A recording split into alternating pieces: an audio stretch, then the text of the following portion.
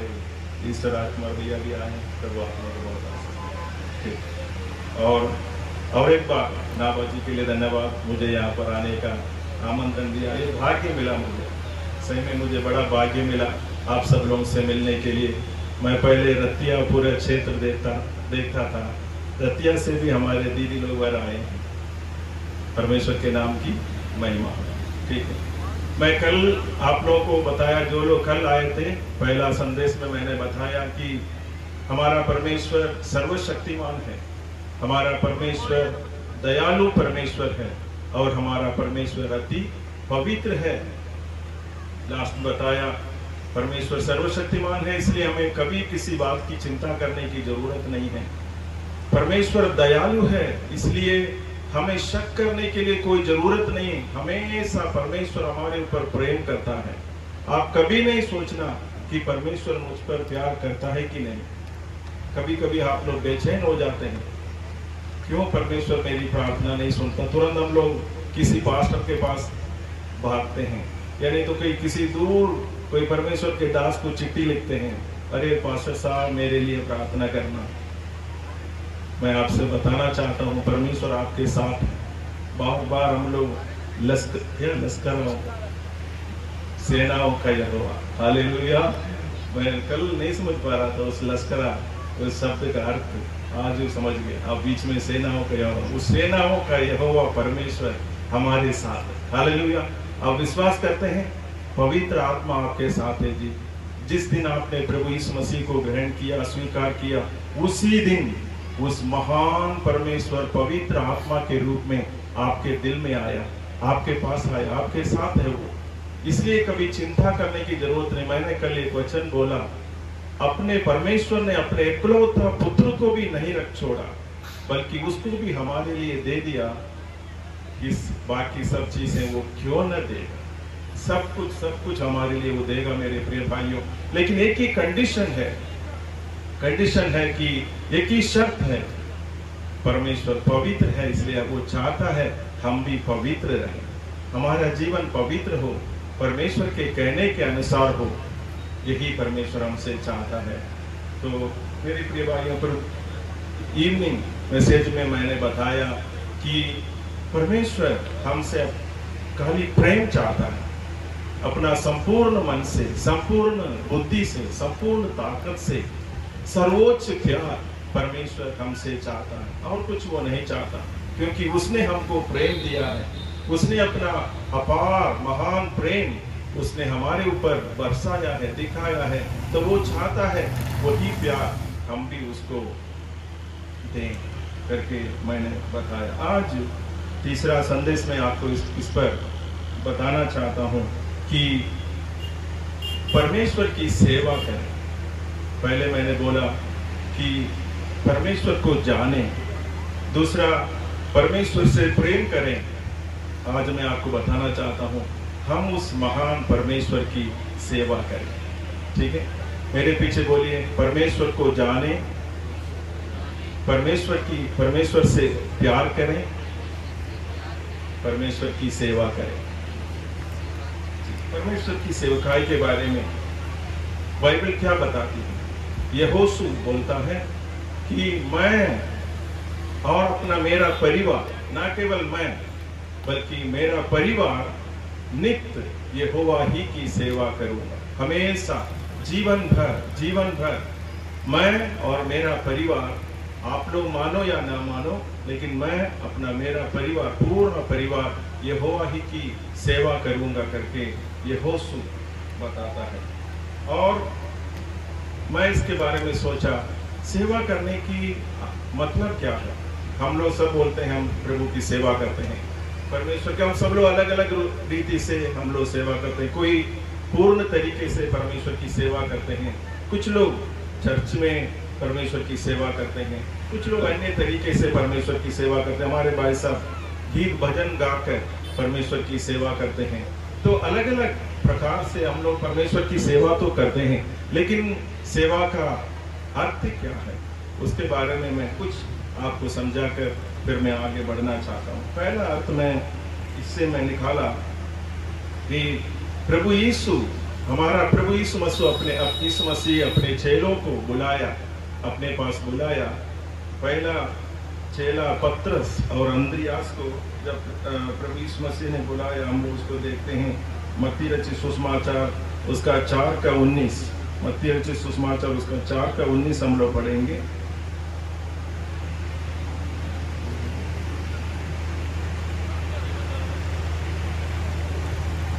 यीशु ने उससे कहा, मेरे पीछे चले आओ तो मैं तुमको मनुष्यों को पकड़ने वाले बनाऊंगा। परमेश्वर की सेवा करना, यीशु मसीह की सेवा करने का मतलब, पहला मतलब है कि उसके पीछे चलना, प्रभु यीशु मसीह के पीछे चलना, एक निर्णय लेना। आज से मैं केवल मेरे प्रभु यीशु मसीह की ही सेवा करूंगा। हम लोग वहां पर देखते हैं जब प्रभु यीशु मसीह पतरस और अंद्रियास को जब बुलाया, वे लोग मछुआरे थे, मछली पकड़ रहे थे, उनके पास उसका सारा साधन था। वहां पर लिखा, वे तुरंत जालों को छोड़कर उसके पीछे हो गए। तुरंत वे लोग, जो भी उनके पास जाल था, नाव था, जो भी सब था, वो सब कुछ उसको छोड़ दिया और प्रभु यीशु मसीह के पीछे वे लोग हो लिए। मेरे प्रिय भाइयों और बहनों, पहला अर्थ यह है प्रभु की सेवा करना। हमारे परमेश्वर की सेवा करने का पहला अर्थ यह है कि उसके पीछे हो लेना। उसके पीछे हो लेने का मतलब क्या है? एक निर्णय, आज से मैं केवल प्रभु यीशु मसीह का ही पीछा करूंगा। पहले एक गीत हम लोग गाते थे ना, एक कोई भक्त गाता है, यीशु के पीछे मैं चलने लगा, यीशु के पीछे मैं चलने लगा, यीशु के पीछे मैं चलने लगा, न लौटूंगा, न लौटूंगा, न लौटूंगा, न लौटूंगा। अभी मैं पीछे मुड़कर नहीं देखूंगा। मैं प्रभु यीशु मसीह के पीछे चलना शुरू कर दिया, मैं चल रहा हूं। हमें से सभी लोग एक दिन एक निर्णय लिया था, मैं अभी प्रभु यीशु के पीछे ही चलूंगा, संसार को नहीं देखूंगा और किसी के पीछे नहीं चलूंगा, केवल प्रभु यीशु मसीह के पीछे चलूंगा करके हम लोगों ने एक निर्णय लिया। उसके ये एक निर्णय है, मैं अभी पीछे मुड़कर नहीं देखूंगा और प्रभु यीशु मसीह के पीछे मैं चलता रहूंगा। ये पहला अर्थ है मेरे प्रिय भाइयों। दूसरा अर्थ है कि जब प्रभु यीशु मसीह अपने चेलों को बुलाया, सेवकाई के लिए बुलाया और उनको पहले बोला, तुम लोग मेरे साथ साथ रहो। हम लोग मरकुस रचित सुसमाचार उसका 3:14 हम लोग पढ़ते हैं। मरकुस रचित सुसमाचार 3:14 पढ़िए। मैं पढ़ूंगा, आप लोग नहीं मिला तो। 3:14 में इस प्रकार लिखा है, आप लोग सुनिए। तब उसने 12 पुरुषों को नियुक्त किया कि वे उसके साथ साथ रहें और वह उन्हें भेजें कि वे प्रचार करें। पहला है, देखिए, जब प्रभु यीशु मसीह चेलों को बुलाया, 12 चेलों को सेवकाई के लिए बुलाया, पहले किस काम के लिए बुलाया, क्यों बुलाया? उसमें क्या लिखा है? क्या लिखा है? तब उसने 12 पुरुषों को नियुक्त किया कि वे, क्या लिखा है? कि वे उनके साथ साथ रहें, उनके साथ साथ रहें। मेरे प्रिय भाइयों, प्रभु ने इसलिए उनको 12 चेलों को बुलाया कि तुम लोग मेरे साथ साथ रहो, मेरे संग संग रहो करके प्रभु यीशु मसीह ने 12 चेलों को बुलाया। सेवा करने का मतलब ये नहीं है कि जाकर कुछ करना, उधर दौड़ना, इधर दौड़ना, ये काम करना, वो काम करना। पहला है, सेवा करने का मतलब क्या है? सेवा करने का मतलब क्या है? परमेश्वर के साथ साथ रहना। प्रभु यीशु मसीह ने उनको इसलिए बुलाया कि वे लोग, वो 12 चेले हमेशा उनके साथ साथ रहे। मेरे प्रिय भाइयों, साथ साथ रहने का मतलब क्या है? हमें से कितने लोग प्रभु के, हम सब प्रभु के चेले हैं। ये ना बोली हम प्रभु के चेले नहीं हैं। हम कौन है? यहाँ पर लिखा ना, मैं कौन हूँ। पहला तो आंसर आपको भैया ने बताया, हम प्रभु के बच्चे हैं। परमेश्वर के बनाए हुए हैं, दूसरा तो हम प्रभु यीशु के चेले हैं। ठीक है, हम सब चेले हैं। यहाँ पर क्या लिखा, हमें प्रभु ने क्यों हमको बुलाया? उसके साथ साथ रहने के लिए। साथ साथ कैसे हम लोग रहना है? प्रभु के साथ साथ हम लोग कैसे रह सकते हैं? कैसे रह सकते हैं? बोलिए आप लोग, कैसे हम लोग प्रभु के साथ साथ हम लोग कैसे रह सकते हैं? प्रार्थना करने के द्वारा, बाइबल पढ़ने के द्वारा, उसके संगति करने के द्वारा, उससे प्रेम करने के द्वारा हम उसके साथ साथ रह सकते हैं। सही कि नहीं? हम उसके साथ हमें से कितने लोग सुबह उठकर हम लोग परमेश्वर की महिमा करते हैं? हमें से कितने लोग सुबह 5 बजे, कम से कम 5 बजे उठने में रहकर प्रार्थना करते हैं और बाइबल पढ़ते हैं? धन्यवाद करता हूँ, ज़्यादातर लोग हाथ उठाए हैं। देखिए, इससे मैं एक वचन को बहुत पसंद करता हूँ। नीति वचन 8:17 में ऐसा लिखा है। नीति वचन 8:17,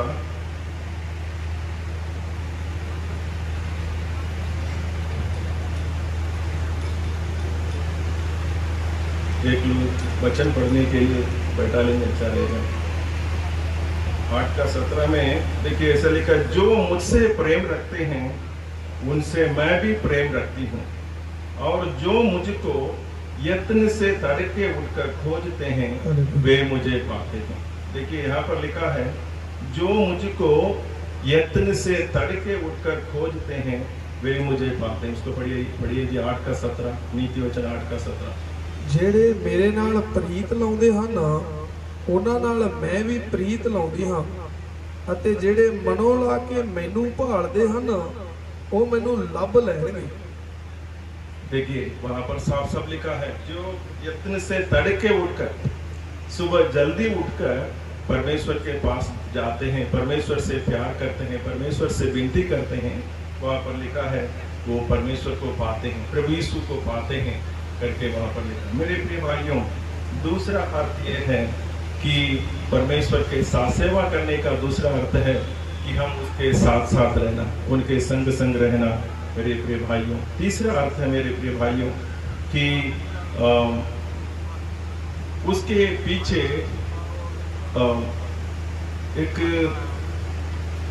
एक ही दिल के साथ, सच्चे मन और एक ही दिल के साथ रहना। उसको अंग्रेजी में बोलते हैं विथ अनडिवाइडेड हार्ट। हमारे बिना कोई हृदय में एक डिवीजन के साथ बिना हम लोग रहना, मतलब सच्चे और एक ही दिल के साथ। उसके लिए मैं एक वचन पढ़ना चाहूंगा। ये पहला राजा 18:21, पहला राजा 18:21 पढ़िए। पहला राजा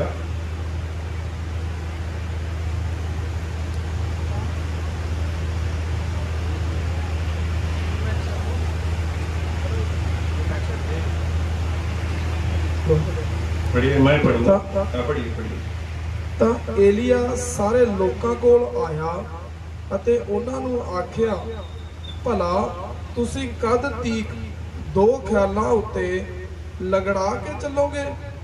ਜੇ ਯਹੋਵਾ ਪਰਮੇਸ਼ਵਰ ਹੈ ਤਾਂ ਉਹਦੇ ਮਗਰ ਲੱਗੋ, ਪਰ ਜੇ ਬਿਆਲ ਹੈ ਤਾਂ ਉਹਦੇ ਮਗਰ ਲੱਗੋ।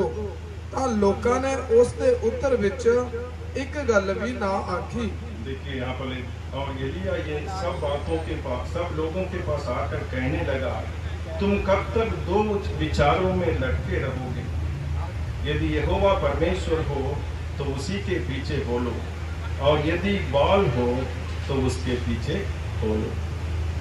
एलिया नबी लोगों से पूछा, लोगों से बताया, दो विचारों से लटके न रहो, बल्कि एक ही विचार से रहो। यदि परमेश्वर के पीछे चलना है तो परमेश्वर के पीछे चलो, बाल देवता के पीछे चलना है, बाल देवता के पीछे चलो, दोनों विचारों में ना चलो। हमें से अभी भी कितने लोग हैं, मैं आप पूछना, कितने लोग अभी भी दो विचार से चलते हैं?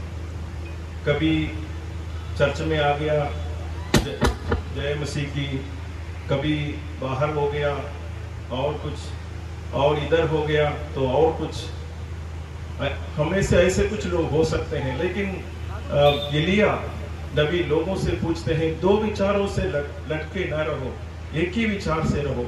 यदि यहोवा ही परमेश्वर है, प्रभु यीशु ही परमेश्वर है, उसके पीछे चलो।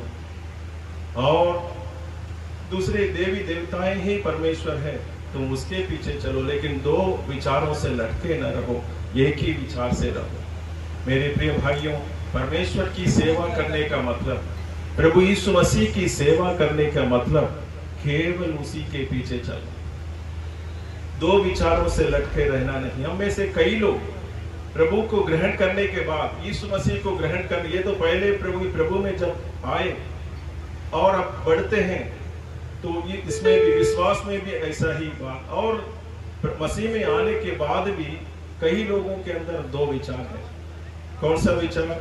हम दुनिया में हैं, दुनिया के हैं, या प्रभु के हैं। प्रभु यीशु मसीह ने बोला, तुम परमेश्वर और धन की सेवा नहीं कर सकते। हमें से कई लोग, हम मसीह में आने के बाद, प्रभु में आने के बाद, हमेशा खोपड़ी में, हमेशा दिल में, विचार में क्या क्या गूंजता रहता है, क्या चलता रहता है, क्या चलता रहता है? पैसा, पैसा, पैसा, पैसा।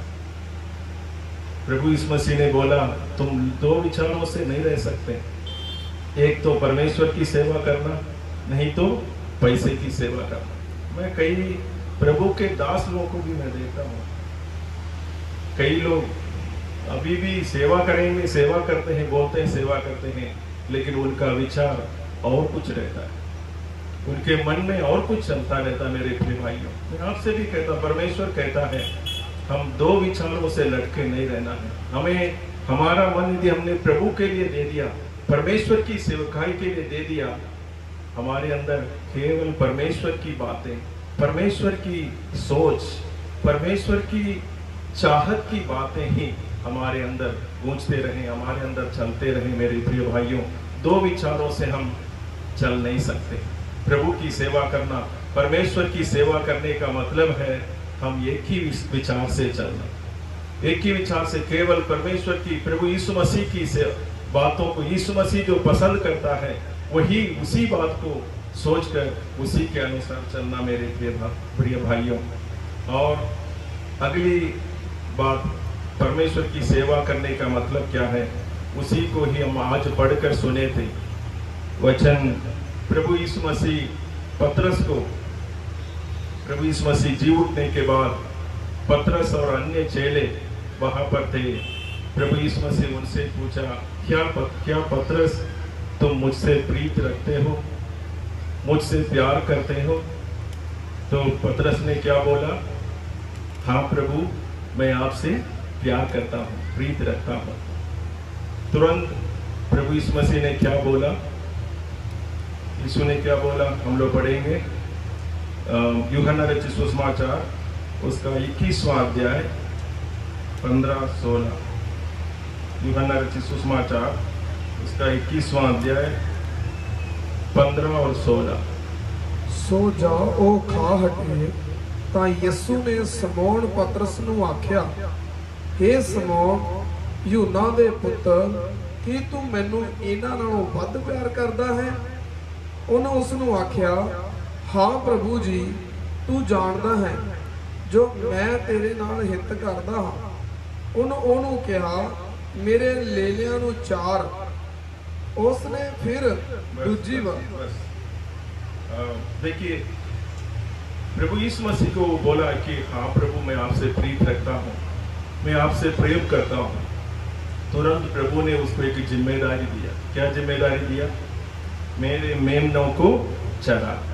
और अगले देखिए, फिर वो प्रभु यीशु ने फिर दोबारा उससे पूछा, क्योंकि आपको मालूम है पतरस कितने बार प्रभु को इनकार किया। शायद मैं ऐसे सोचता हूँ 3 बार इनकार किया, इसलिए प्रभु ने 3 बार उसे पूछ भी लिया कि तुम वास्तव में मुझसे प्यार करते हैं कि नहीं करते, है ना? तो दोबारा प्रभु ने पूछा, क्या पतरस, तुम मुझसे प्यार करते हो? बोला, हाँ प्रभु जी, मैं आपसे प्यार करता हूँ। तो प्रभु ने उनको बोला मेरी भेड़ों की रखवाली कर।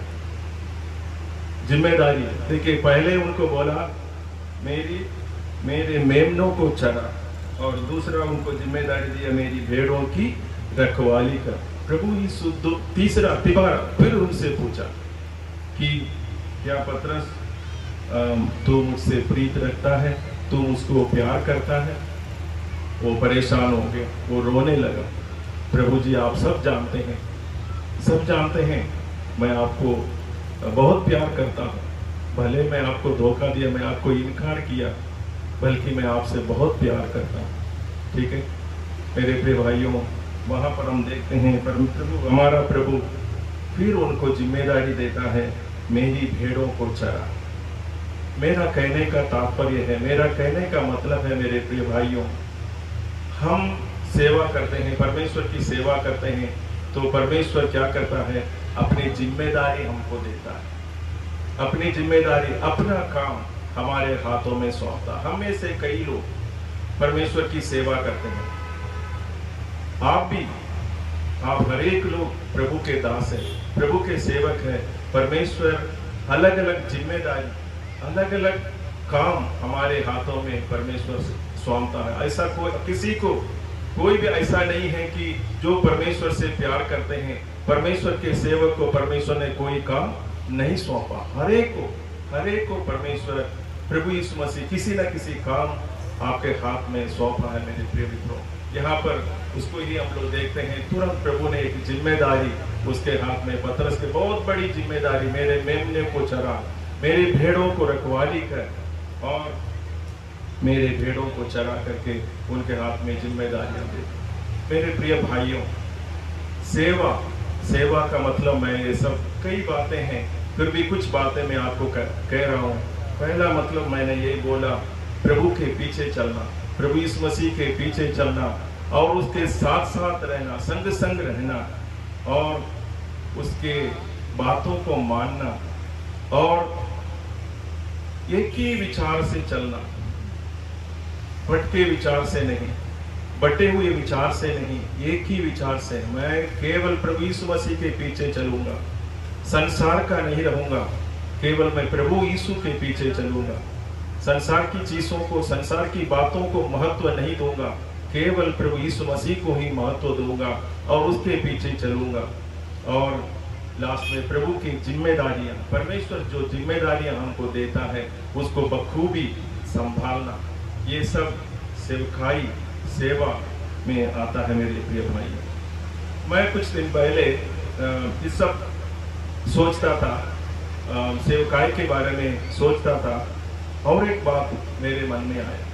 ठीक है, हमारे जीवन के बारे में, हमारे जीवन से परमेश्वर क्या चाहता है, हमारे जीवन से, हर एक के जीवन से परमेश्वर क्या चाहता है करके मैं सोचने लगा।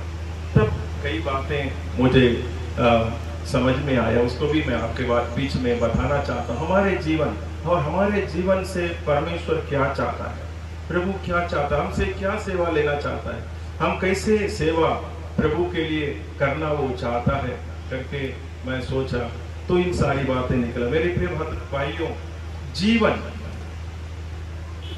कितने प्रकार का जीवन है आप बता सकते हैं? कितने प्रकार के जीवन के बारे में बाइबल बताती है? अंग्रेजी में उसको लाइफ बोलते हैं, लाइफ। कितने प्रकार के लाइफ के बारे में, जीवन के बारे में बाइबल बताती है? कोई भी बोल सकते हैं। मेरी बात आपको समझ में आ रही कि नहीं? मैं लास्ट में उसको समझाऊंगा कि हमारे जीवन से प्रभु क्या चाहता है, लेकिन अपने जीवन, कितने प्रकार का जीवन बाइबल हमको बताती है करके। पहला तो एक जीवन, सही कि नहीं, हम सादा अपना जीवन। दूसरा, मैं सोचता हूँ बाइबल नई जिंदगी, नया जीवन के बारे में बताता है, सही कि नहीं, नया जीवन के बारे में बताता है। तीसरा क्या है? तीसरा किसके बारे में बताता है? मैंने सोचा तो अबंडेंट लाइफ, मतलब बहुतायत का जीवन। बहुतायत के जीवन के लिए पंजाबी में क्या है? मैं तुझे बहुतायत का जीवन देने आया। बहुतायत का जीवन। तीसरा, बहुतायत का जीवन। आखिरी तो आप सब लोग जानते होंगे, एवरलास्टिंग, है ना, अनंत जीवन। सही कि नहीं? अनंत। खास इस 4 बातों के ऊपर बहुत जिक्र है बाइबल में। पहला क्या है? जीवन, लाइफ। दूसरा क्या है? नया जीवन। पंजाबी में भी नया जीवन है, नवा जीवन। ठीक है, नया जीवन। तीसरा क्या है? बहुतायत का जीवन। ठीक है, और चौथा अनंत जीवन, इटर्नल लाइफ। अंग्रेजी में life, new life, abundant life and eternal life करके 4 बातें हैं। ठीक है, जीवन क्या है? मैंने कल भी बताया, जीवन सबको मिला है। हम सबको बराबर, न केवल इस संसार के हमें जीवन मिला, बल्कि संसार के हर एक लोगों को परमेश्वर जान या जीवन दिया है। लेकिन हमको मालूम करना चाहिए, कल भी मैंने बोला, कि इस जीवन का सोता कौन है। ये जान हमारा चल रहा है। मैं जब से इसके बारे में जाना, मैं परमेश्वर का धन्यवाद देता हूँ। प्रभु जी, ये जीवन आपका है, आपने दिया है। ये जो सांस हमारा चल रहा है, हमारा जान, जीवन आपका दिया हुआ है। हम लोग जानते हैं, कई लोग इस जान कहाँ से है, किसने दिया, उसके बारे में नहीं सोचते हैं। मैंने कल बोला था कि लाजर के कब्र में खड़ा होकर प्रभु यीशु मसीह ने बोला, हे लाजर बाहर आ। 4 दिन के मुर्दे के अंदर जान चला गया, वो जीवित हो गया। उससे हमें पता चलता है इस जान का सोता केवल प्रभु यीशु मसीह है। लोग, संसार क्या बोलता है? सबका मालिक, लोग बोलते हैं ना, सबका मालिक एक है, लेकिन वो मालिक कौन है वो नहीं जानता। सही कि नहीं? लेकिन मैं चाहता हूं आपसे, कम से कम हम जो मसीह लोग, प्रभु को जानने वाले, इसको जाने कि ये जान किसका है? प्रभु यीशु मसीह ने दिया है। हमारा यीशु मसीह ने इस जान को दिया है। और दूसरा, नया जीवन के बारे में कुछ बताना चाहता हूँ। नया जीवन, परमेश्वर ने हम सबको जीवन दिया, हमें सबको दिया और हमें अपने पर। लेकिन जब हम भटक गए थे, उससे दूर चले गए थे, तब वो हमें ढूंढ कर आया और हमें एक नया जिंदगी दिया, हमें अपने पास लाया। संत पौलुस कहते हैं इस नया जीवन के बारे में, संत पौलुस कहते हैं मसीह में जीवन करके कहते हैं। ठीक है, मसीह में जीवन हम लोग पढ़ते हैं, एक वचन पढ़ेंगे उसके लिए, गलातियों 2:20। गलातियों 2:20 हम लोग पढ़ेंगे।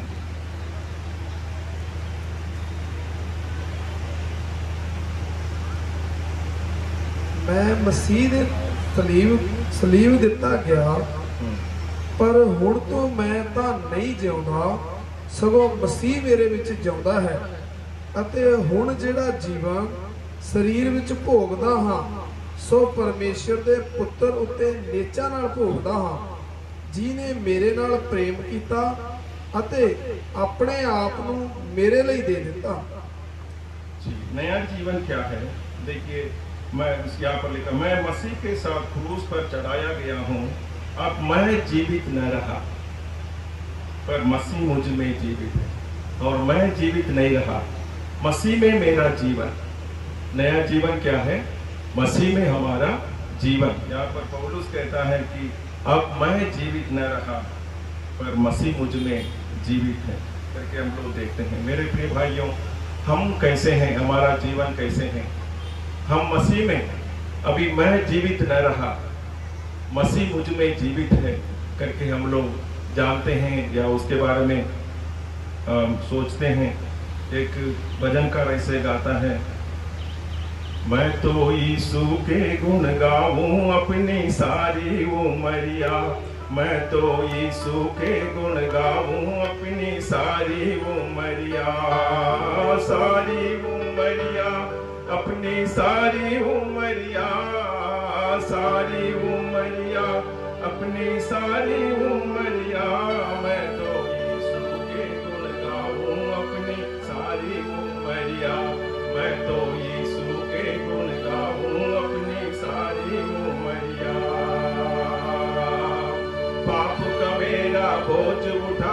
किया मुझे आजा, पाप का मेरा बोझ उठाया किया मुझे आजा। मन का मैल लहू से धोया खोली नजरिया, मन का मैल लहू से धोया खोली नजरिया। मैं तो यीशु के गुण गाऊं अपनी सारी उमरिया, मैं तो यीशु के गुण गाऊं अपनी सारी उमरिया, सारी उमरिया, अपनी सारी उमरिया, सारी उमरिया, अपनी सारी उमरिया। मैं तो यीशु के गुण गाऊं अपनी सारी उमरिया, मैं तो यीशु के गुण गाऊं अपनी सारी उमरिया। राह मुझे जीवन की बताई, स्वर्ग दिया पहुंचाए, राह मुझे जीवन की बताई, स्वर्ग दिया पहुंचाए। अंधकार सब दूर किया, भय जीवन उजरिया, अंधकार सब दूर किया, भय जीवन उजरिया। मैं तो यीशु के गुण गाऊं अपनी सारी उमरिया, मैं तो यीशु के गुण गाऊं अपनी सारी उमरिया, मैं तो यीशु के गुण गाऊं अपनी सारी उमरिया। नया जीवन मैं अभी नहीं रहा, केवल मसीह मुझ में जीवित है, मसीह मेरे साथ है, मैं मसीह में जी रहा हूँ। ये जानकर ये सोच नई जिंदगी है, नया जीवन। मेरे प्रिय भाइयों, मैं लेकिन तीसरी बातों के ऊपर, तीसरा जीवन के बारे में आज सेवका के लिए जोड़कर, सेवका के साथ जोड़कर मैं आपको बताना चाहूँ। प्रभु यीशु मसीह ने बोला, मैं इस संसार में जीवन देने और बहुतायत का जीवन देने आया करके बताया। देखिए यूहन्ना रचित सुसमाचार 10:10 पढ़िए, उसमें इसके बारे में लिखा है। यूहन्ना रचित सुसमाचार 10:10। चोर नहीं आਉਂਦਾ ਪਰ ਇਸ ਲਈ ਜੋ ਚੁਰਾਵੇ ਔਰ ਵੱਢੇ ਅਤੇ ਨਾਸ਼ ਕਰੇ। ਮੈਂ ਇਸ ਲਈ ਆਇਆ ਭਾਈ ਉਹਨਾਂ ਨੂੰ ਜਿਉਣ ਮਿਲੇ, ਸਗੋਂ चोखा मिले। मैं इसलिए आया कि वे जीवन पाए और बहुतायत से पाए। मैं बहुतायत का जीवन देने के लिए मैं इस संसार में आया करके प्रभु यीशु मसीह आपको, प्रभु यीशु मसीह ने बताया। ये बहुतायत का जीवन क्या है? आप सब लोग सोचना है, प्रभु यीशु ने बोला मैं खाली जीवन देने नहीं आया, हम सबको खाली जीवन देने नहीं आया, बल्कि कैसा जीवन देने आया? कैसा जीवन देने आया? बहुतायत का जीवन देने आया। ये बहुतायत का जीवन क्या है? आपने कभी सोचा? कभी आपने सोचा प्रभु ने खाली जीवन देने के लिए, नया जीवन देने के लिए मैं आपको नई जिंदगी दे दी, अभी जीवन बहुत अच्छा हो गया, जीवन बढ़िया चल रहा है, पहले मैं बहुत ऐसा था, अभी अच्छी जिंदगी मिल गई, प्रभु के साथ मैं चलता हूँ, अच्छी बात। लेकिन वही प्रभु आपसे कहता है मैं जीवन खाली देने नहीं बल्कि बहुतायत का जीवन देने आया करके बोला। ये क्या बहुतायत का जीवन?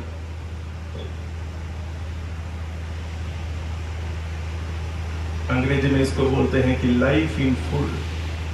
ठीक है, लाइफ इन फुल जीवन, पूर्ण जीवन मैं देने के लिए मैं आया करके प्रभु यीशु मसीह बोला।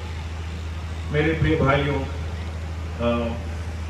इसका असली अर्थ है मैं तुम्हें फ्रूटफुल लाइफ, फलवंत जीवन देने के लिए आया हूं करके प्रभु यीशु मसीह बताया। फलवंत जीवन देने के लिए बहुतेरे लोगों को आशीष का सोता तुम बनने के लिए मैं आया हूं करके प्रभु यीशु मसीह बताया। हम में से कई लोग, हम लोग क्यों जीते हैं? क्यों मैं जी रहा हूं? क्यों जी रहा हूं? मैं इस संसार, मेरे लिए है ना, मेरे लिए मैं जी रहा हूं। मुझे रहना है, पढ़ना है, मुझे कुछ कमाना है और मुझे कुछ अच्छा बढ़िया जीना है। लेकिन क्या इसी के लिए परमेश्वर ने हमको बनाया? इस बात के लिए बनाया क्या? केवल मैं आराम से रहूं, बढ़िया कमाऊं, खाऊं, प्रभु की महिमा करूं, बस इतने के लिए प्रभु ने हमको बनाया। नहीं मेरे प्रिय भाइयों, वचन कहता है, प्रभु जब अब्राहम को परमेश्वर ने बुलाया, मैं तुम्हें आशीष दूंगा और मैं आशीष का कारण ठहराऊंगा, बहुत तेरे लोग तुमसे आशीष पाएंगे करके प्रभु यीशु मसीह ने बोला। देखिए यूहन्ना रचित सुसमाचार उसी का 15 अध्याय में 15 का 5 में देखिए प्रभु क्या कहते हैं। 15 का 5 पढ़िए, यूहन्ना 15 का 5। अंगूर दी बेल मैं हाँ, तुसी टहनियां हो, जो मेरे विच रहंदा है ਅਤੇ मैं उस विच सोई बहुता फल दिंदा है, क्यों जो मैथों वखरे होके तुसी कुछ नहीं कर सकते। मैं दाखलता हूँ, तुम डालियां हो, जो मुझ में बना रहता है और मैं उसमें, वो बहुत फल फलता है। हमें किसके लिए प्रभु ने बुलाया? फलवंत होने के लिए, बहुत फल फलने के लिए प्रभु ने हमको बुलाया है मेरे प्रिय भाइयों। खाली हम हमारे जीवन के लिए नहीं, हम आराम से जिए और किसी दूसरे के बारे में चिंता ना करें, उसके लिए प्रभु ने नहीं बुलाया, बल्कि हम फलवंत हो, हमारे द्वारा बहुत तेरे लोगों को लोग आशीष पाने के लिए परमेश्वर ने हम सबको बुलाया। आप पूछेंगे, मैं तो एक घर में माता हूँ, मैं कैसे दूसरों की आशीष हो सकता हूँ? आप पूछ सकते हैं, क्या आप दूसरों की आशीष बन सकते हैं? घर में मैं एक माता हूँ, मैं इतना पढ़ा लिखा नहीं हूँ, लेकिन प्रभु यीशु मसीह को मानता हूँ। आप क्या आशीष का कारण ठहर सकते हैं? आशीष का कारण ठहर सकते हैं? बोलिए, कैसे आप आशीष का कारण बन सकते हैं? दीदी बताइए।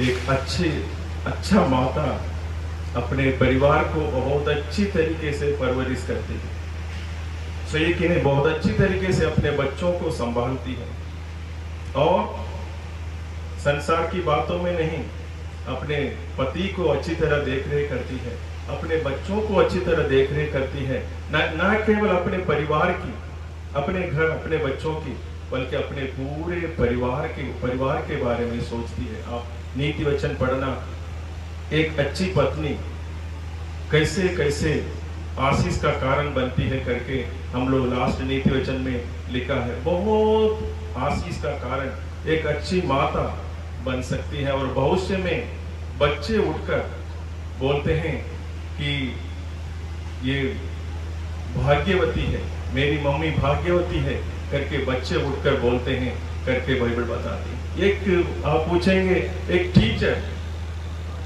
टीचिंग करने वाला एक टीचर कैसे एक आशीष का सोता कैसे बन सकता है? हमें से यहाँ पर हमारे चर्च में कई टीचर लोग हैं, हमारा सेक्रेटरी साहब भी टीचर है। कैसे आशीष का सोता बन सकता है? कैसे आशीष का कारण बन सकता है? कैसे बहुतायत का जीवन जी सकता है? कैसे जी सकता है जी? हमारे यहाँ यूपी में कई स्कूल हैं, मैं यूपी से आया हूँ, यूपी में कई स्कूल हैं। टीचर लोग 9 बजे पहुँचना है, 9 या 9:30, 10 बजे, माने 10 बजे पहुँचना है, वो आराम से आएगी 11:30 बजे।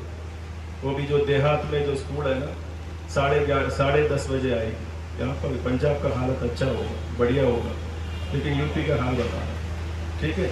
वो 10:30 बजे, 11 साहब, जब गांव का बस पहुंचता है ना, तब वो पहुंचती है। और सर्दी के समय में घर में उसको ये स्वेटर बनाने के लिए उसको टाइम नहीं मिलता है, उसको भी लेके आती है। तो 10-20 बच्चे ऐसे उसको घेर के बैठा देती है और वो बैठ के क्या करती है, वहां पर स्वेटर बीनती है, ठीक है? ये वो अक्सर आपको देखने को मिलेगा यूपी में। ऐसे कई टीचर हैं, कई अध्यापक हैं, जाएंगे, समय काटेंगे, आएंगे, ठीक है? लेकिन एक मसीह टीचर जो प्रभु का उद्धार पाया हुआ, नया जीवन पाया हुआ टीचर कैसा रहेगा? समय पर पहुंचेगा।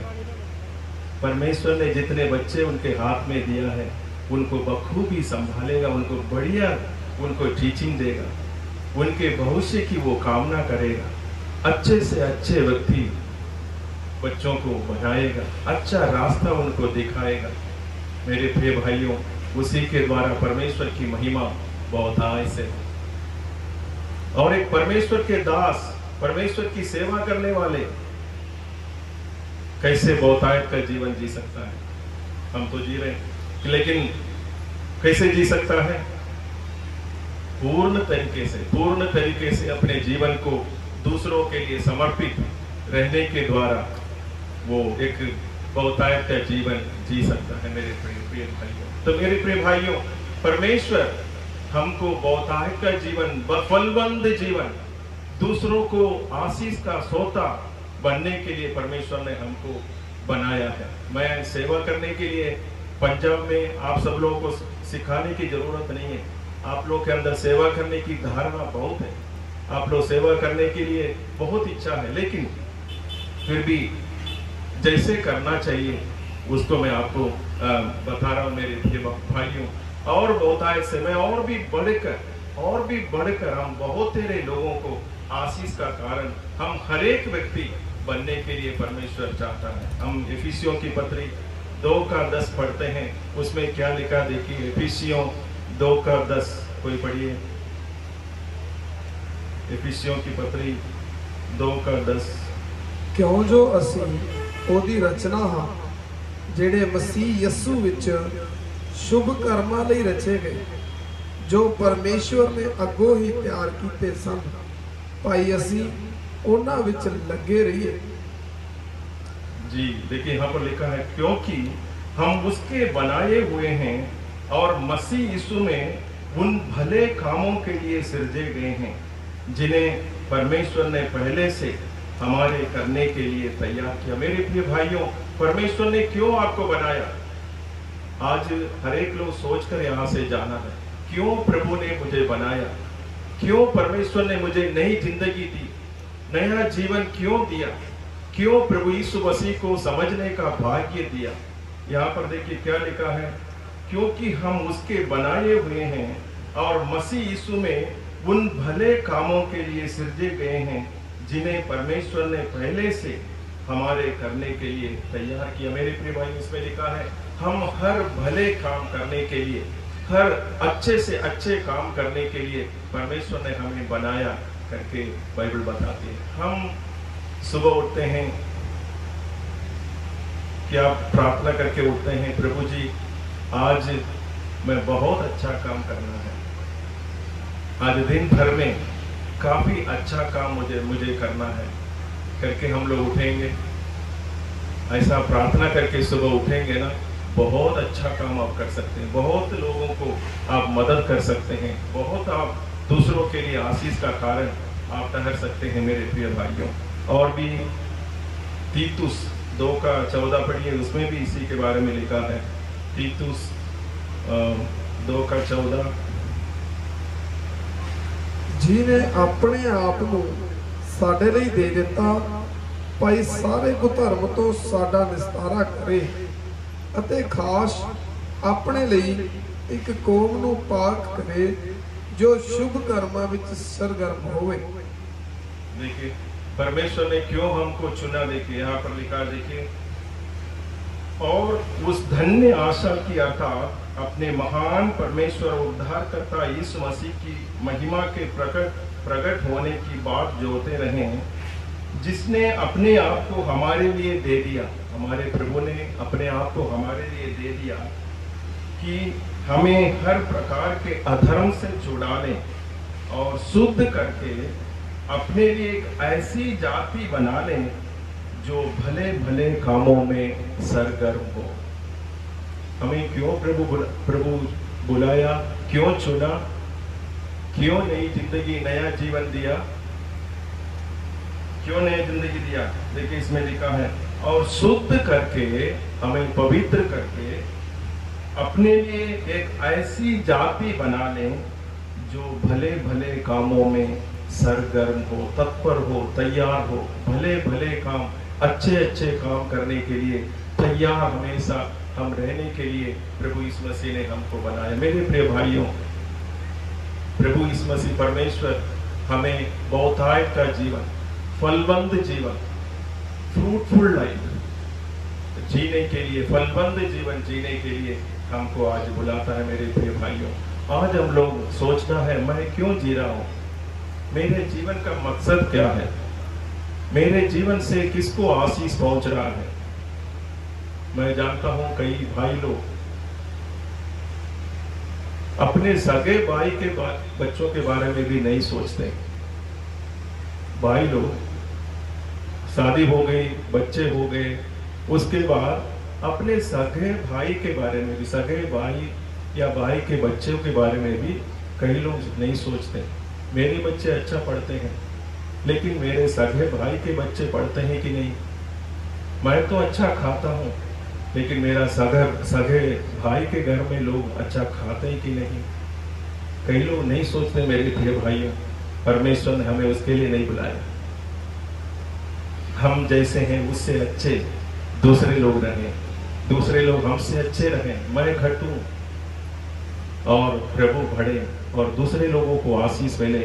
ये धारणा, दूसरों की सेवा करने की धारणा, मैं घटूं, मेरे लिए कुछ न रहे कोई बात नहीं, लेकिन दूसरे को मिले, दूसरे को आशीष मिले, दूसरों के लिए मैं प्रार्थना करूं, ये धारणा हमारे अंदर आने के लिए प्रभु हमको बुलाया है। मेरे प्रिय मित्रों, प्रिय भाइयों बहनों, ये है बहुतायत का जीवन, ये फलबंद जीवन है। मेरे प्रिय भाइयों, मैं कुछ लोगों के, एक दो लोगों के बारे में मैं जो बहुतायत का जीवन जिया, वास्तव में बहुतायत का जीवन जिया, उन लोगों के बारे में एक दो लोगों को याद दिलाकर मैं इस संदेश को विराम देना चाहता हूँ। एक बहन तो आप लोग जानते हैं, मदर टेरेसा। मदर टेरेसा आप लोग जानते हैं, कितने लोग जानते हैं मदर टेरेसा? आप लोग जानते हैं। ये कैथोलिक चर्च का, रोमन कैथोलिक चर्च का साधारण नन थी, सिस्टर थी, ठीक है। वो कलकत्ता में, विदेश की थी, कलकत्ता, हावड़ा कलकत्ता में आई तो वहाँ के गरीब, अनाथ लाचार लोग कोई छूते नहीं थे, उनको वो उठाकर उनको एक एक करके उनको संरक्षण देने लगे, उनको संभालने लगे, ठीक है। मेरे प्रिय भाई उसके बारे में कहते हैं, वो अपने लिए नहीं, दूसरों के लिए। और फिर बहुत लोग हो गए, बहुत ऐसे अनाथ, विधवा और गरीब लोग हो गए, उनकी वो सेवा करने के लिए पूरे दिल से लगी, लेकिन पैसे कम पड़ गए, पैसा घट गई। तो एक दिन पैसा लेने के लिए सड़क में गई, सड़क में जा रही थी, एक दुकान में जाके मांग रही थी, मेरे लोगों के लिए कुछ दे दो करके मांग रही थी। तो वहाँ का वो बनिया था, वो पैसे का घमंड था, और उसने उसके हाथ में थूक दिया, उस मदर टेरेसा के हाथ में थूक दिया, ठीक है। लेकिन मदर टेरेसा ने क्या किया मालूम? आप होते क्या करते? वो मदर टेरेसा ने एक कर्चीफ लिया, हैंड कर्चीफ लिया और उसको पहुंच दिया और उसको बताया, उस भाई को बताया, भाई जो पहले आपने दिया, जो दिया वो मेरे लिए दिया, ये मेरे लिए दिया, लेकिन मेरे पास जो अनाथ लोग हैं, जो गरीब लोग हैं, उनके लिए कुछ दे दो करके उनको फिर दोबारा हाथ फैलाया, ठीक है। मेरे प्रिय भाइयों, वो व्यक्ति कठोर व्यक्ति था, लेकिन ऐसा उसके पैर में गिरा, उसके बाद से वो मिशनरी सब चैरिटी, मदर टेरेसा का बहुत बड़ा समर्थक बना। वो मसीह नहीं था, लेकिन बहुत बड़ा उसका समर्थक बना, अपना सारा पैसा संपत्ति देकर उस मिशनरी सब चैरिटी मदर टेरेसा को मदद करने लगा करके मैं बता। मेरे प्रिय भाइयों, मैं आपको बताना चाहता हूँ, जब मदर टेरेसा मरी थी, पूरे विश्व में शायद एक दो छोटे देशों को छोड़कर अन्य सभी देशों में मिशनरी सब चैरिटी वो संस्था फैल चुकी थी। और जब वो मरी, आप शायद देखे होंगे, मैं आपसे शायद कुछ लोग, मैं देख रहा था, टीवी में देख रहा था, उस समय का पीएम इंद्रजीत गुजराल, ठीक है, उनके शव पेटी जो आगे जा रही थी और हमारा पीएम उसके पीछे जा रहे थे। बड़े आदर सम्मान के साथ, बड़े आदर और सम्मान देकर उसके पीछे जा रहे थे मेरे प्रिय भाइयों। ये बहुतायत का जीवन मेरे प्रिय भाइयों बहनों। कुछ भी नहीं था उसके पास, साधारण एक सिस्टर थी, साधारण, लेकिन उसके मन में दूसरों को कुछ करना है, प्रभु की महिमा के लिए जीना है, यीशु मसीह की महिमा के लिए जीना है, यीशु मसीह का सोच मेरे अंदर रहना है करके इतना उसके अंदर था। अपने लिए उसके पास कुछ भी नहीं था, कुछ नहीं रखा। जब वो मरी थी, उसके कमरे में जाके टटोला, शायद 2-3 जो साड़ी जो वो लोग पहनते हैं ना, सफेद साड़ी, 2-3 साड़ी, और बस अपने जरूरी चीज था, और 1 भी रुपया या कुछ भी उसके पास नहीं था। लेकिन उसने किया बहुत कुछ, हजारों हजारों हजारों लोगों को उसने जीवन दिया मेरे प्रिय भाइयों। और मैं कई लोगों को मैं जानता हूँ। डॉक्टर डेविड लिविंगस्टन एक व्यक्ति था, डॉक्टर डेविड लिविंगस्टन। कितने लोग डॉक्टर डेविड लिविंगस्टन के बारे में जानते हैं? हमारे मिशनरी लोग तो जानते होंगे, डॉक्टर डेविड लिविंगस्टन के बारे में जानते होंगे। डॉक्टर डेविड लिविंगस्टन आज से 200 साल पहले, आज से कम 200 वर्ष पहले इंग्लैंड से एमबीबीएस डिग्री कर चुका था। आज भी हमारे बीच में एमबीबीएस की डिग्री, आपको मालूम है एमबीबीएस बोलते हैं, एमबीबीएस की डिग्री बहुत बड़ा माना जाता है। हम भी अपने बच्चों के लिए ट्राई किए, मेरा बेटा को भी नीट कोचिंग भेजा और कोशिश किया, नहीं मिला। बहुत लोग, सबसे सभी बच्चों का ख्वाहिश रहता है कि हम डॉक्टर बने, एमबीबीएस बने। आज से 200 वर्ष पहले इंग्लैंड का डॉक्टर बना डेविड लिविंगस्टन, ठीक है। लेकिन उसके अंदर किसी ने बोला, अफ्रीका देश में लोग जंगलवासी जैसे रहते हैं, कपड़ा भी नहीं पहनते हैं। कई लोग जाकर यहाँ से, इंग्लैंड से जाकर उनको पकड़ कर लेकर जानवर जैसे पकड़ कर लाते हैं, उनसे जानवर के समान उनसे काम लेते हैं। वो केवल जंगलवासी हैं। अफ्रीका में ऐसे लोग रहते हैं, बहुत काले काले रहते हैं, उनको पकड़ कर लेकर आते हैं, और यहाँ पर बिल्कुल जानवर जो काम करता है वो इन्हीं से लेते हैं। इंग्लैंड और दूसरे देशों में जहाँ पर गोरे लोग पाए जाते हैं, वहाँ पर उनसे लेते हैं। तो किसी ने उनके बारे में बोला कि अफ्रीका में जो उसके बारे में कहते थे, अंग्रेजी में कहते डार्क कॉन्टिनेंट किसको कहते थे? डार्क कॉन्टिनेंट मतलब अंधेरा का देश। अंधेरा, केवल अंधेरा रहता, जंगल। अफ्रीका मतलब घना जंगल, लेकिन उसके अंदर बहुत लोग रहते हैं, लेकिन सभ्यता नहीं है। कोई जाकर उनको सही रास्ता दिखाने वाले कोई नहीं है। दवा की कुछ फैसिलिटी नहीं, पढ़ाई नहीं, कुछ भी नहीं। वहां पर कौन जाएगा? ठीक है, डेविड लिविंगस्टन ने बोला, मैं जाऊंगा, उन लोगों के बीच में मैं जाऊंगा, मैं जाकर उनकी सेवा करूंगा, प्रभु के नाम से, यीशु मसीह के नाम से एक मिशनरी बनकर मैं उनके बीच में जाऊंगा और वहां पर जाकर सेवा करूंगा करके वो तैयार हो गया। उसका एक दोस्त ने बोला, पागल, सीधे उसके सामने बोला, तुम तो महापागल हो, कौन ऐसे सोचेगा भाई? यहाँ पर बढ़िया क्लिनिक खोलो, अस्पताल खोलो, लाखों कमाओ, आराम से इंग्लैंड में रहो भाई। इंग्लैंड में क्या कमी है? इंग्लैंड तो पूरे देश में शासन कर रहा है, तुम इंग्लैंड में रहो। क्यों तुम उधर अफ्रीका देश में, जहां पर जानवर रहते हैं, जानवर के समान लोग रहते हैं, उनके बीच में क्यों जाना चाहते हैं? नहीं, मैं जाऊंगा, वहां पर जाऊंगा, उन लोगों को मदद करने के लिए मैं जाऊंगा, उन लोगों को प्रभु में जोड़ने के लिए मैं जाऊंगा करके वो चला गया। मेरे प्रिय भाइयों, वहां पर जाके उन लोगों के बीच में रहा, उनकी भाषा सीखा, उनसे दोस्ती किया। ठीक है,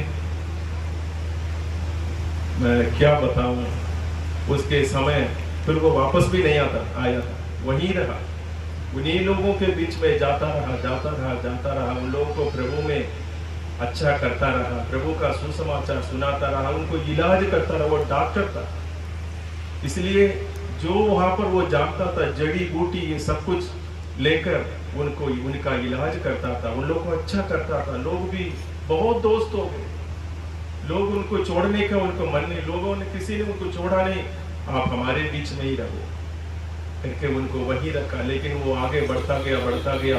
डार्क कॉन्टिनेंट, अंधेरा देश करके लिखा। आज साउथ अफ्रीका के बारे में आप जानते होंगे।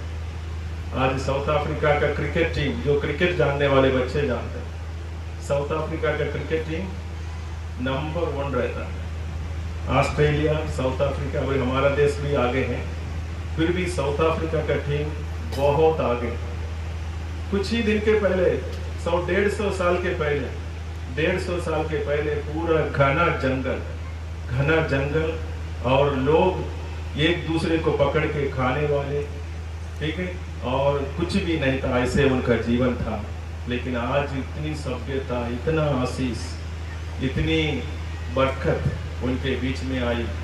परमेश्वर के नाम की महिमा बहुत। मेरे प्रिय मित्रों, जब वो मरा था, डेविड लिविंगस्टन मर गया, इंग्लैंड की महारानी ने उनके लाश को लेने के लिए बड़ा सेना भेजा, जाकर उसकी लाश को लेकर आओ। अभी पूरी जिंदगी वो जंगल में रहा, लेकिन उनके लाश को मैं ले आकर इंग्लैंड में ही रखूंगा, जहां पर राजा लोगों का दफन होता है, वहां पर मैं ले आकर उसको दफनाऊंगा करके रानी ने बड़ा फौज वहां पर भेजा जंगल में। ठीक है, और वहां के लोग, ये लोग जब फौज, बहुत लोग उनको उस लाश को लेने के लिए वहां पर पहुंचा, वो लोगों ने उस लाश को नहीं दिया। वो लोग कहने लगे, पूरी जिंदगी तो डेविड लिविंगस्टन हमारे लिए जीवन व्यतीत की, हमारे बीच में गुजारा, हम नहीं देंगे उनको उनके लाश को, उनका लाश तो यही रहेगा, इसी मिट्टी में रहेगा करके उसके लिए बड़ी लड़ाई की। लेकिन हुकूमत इंग्लैंड का था, उन लोग उसका लाश उनसे जबरदस्ती छीना। लेकिन उन लोगों ने क्या किया मालूम है, उनके सीना फाड़ कर उनके अंदर से कुछ दिल, मतलब कुछ खास जो दिल उसको निकाला और कहने लगे, उसका शरीर चाहे तो आप लेके जाओ, लेकिन डेविड लिविंगस्टन का दिल पूरा हम ही लोग हैं, दिल पूरा अफ्रीका है, अफ्रीका के हम ही लोग उनके दिल में बसे थे, उस दिल को हम नहीं देंगे करके उसके दिल को चीर कर निकाला और उसके उस दिल को वहां पर दफनाया। कहां पर? अफ्रीका में दफनाया और उसके लाश को इंग्लैंड भेजा। जब इंग्लैंड में उसके लाश बहुत दिन के बाद उसको बर्फ रखे उसको लेकर यहाँ पर पहुंचा, और राजा रानी अपने बड़े बड़े लोगों के दफनाने के जगह में उसको दफनाया। बहुत लोग, इंग्लैंड के बहुत लोग इकट्ठे हुए और उसके पीछे उस जुलूस में जा रहे थे। तो एक व्यक्ति बहुत रो रहा था, एक व्यक्ति भयंकर रो रहा था। तो सब लोगों ने पूछा, अरे आप क्यों रो रहे हैं? आप क्या डेविड लिविंगस्टन का रिश्तेदार है क्या? डेविड लिविंगस्टन का भाई है क्या? करके बोला। तो उसने बोला, मैं डेविड लिविंगस्टन का भाई नहीं हूं, मैं उसका साथ का पढ़ा हुआ हूं। डेविड लिविंगस्टन MBBS पढ़ा, मैं भी उसके साथ में पढ़ाई किया। मैं जब वो सेवकाई के लिए जा रहा था, अफ्रीका देश जा रहा था, मैंने उसको पागल बोला। आज मैं पागल हो गया, लेकिन डेविड लिविंगस्टन को पूरा दुनिया जानता है। हालेलुया। डॉक्टर डेविड लिविंगस्टन को पूरा दुनिया जानता है। उसने पूरे अफ्रीका देश को बदल के रख दिया, पूरे जंगल वासियों को अच्छे लोग बना दिया। आज उन लोग वहां पर बहुत आशीष और आनंद आया करके बताएं। मेरे प्रिय भाइयों, मैं आपसे पूछना चाहता हूं, आप कैसे आशीष बनना चाहते हैं? आज इस संदेश सुनने वाले हर एक से मेरा प्रश्न है, मेरे प्रिय भाइयों और बहनों, क्या आप भले डॉक्टर डेविड लिविंगस्टन नहीं बन सकते, मदर तेरेसा तो नहीं बन सकते, आपके घर के लिए, आपकी कलीसिया के लिए, आपके समाज के लिए कुछ तो कर सकते हैं।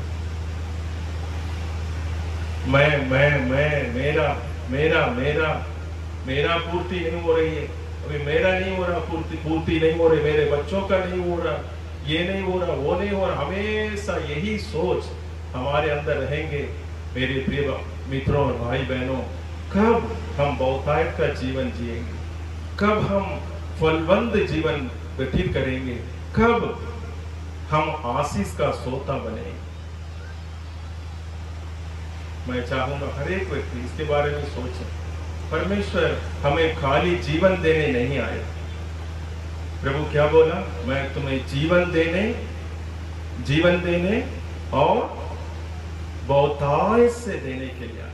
मैं खाली जीवन देने नहीं बल्कि बहुतायत का जीवन देने के लिए मैं आया करके प्रभु यीशु मसीह ने बोला। मेरे प्रिय भाइयों, यदि आप मसीह में हैं, आप नया जीवन पाए हैं, तीसरा स्टेप है, तीसरा श्रेणी में आपको चढ़ना है।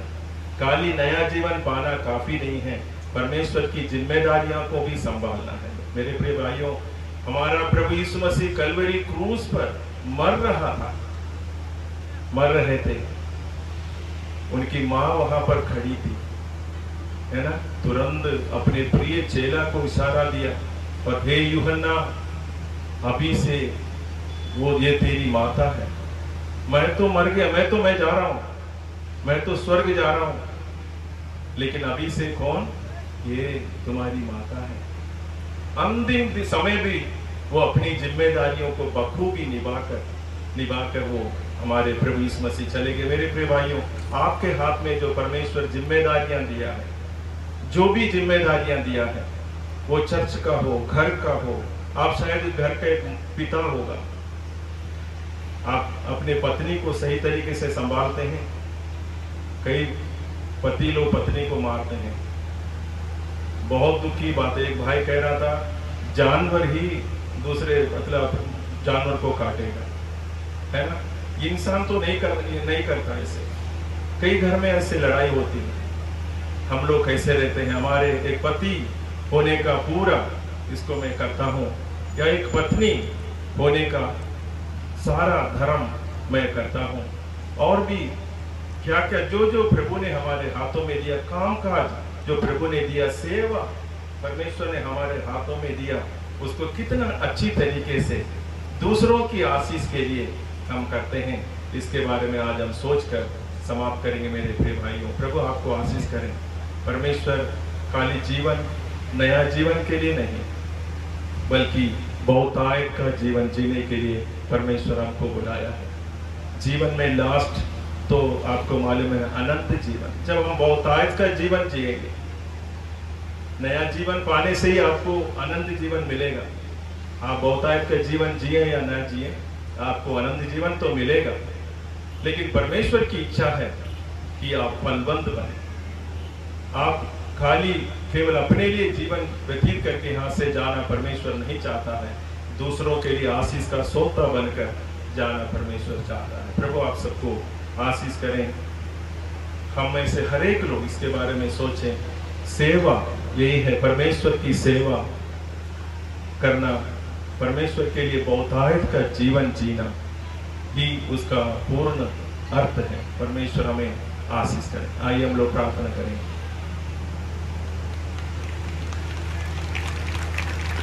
प्यारे प्रभु, हम आपका धन्यवाद करते हैं।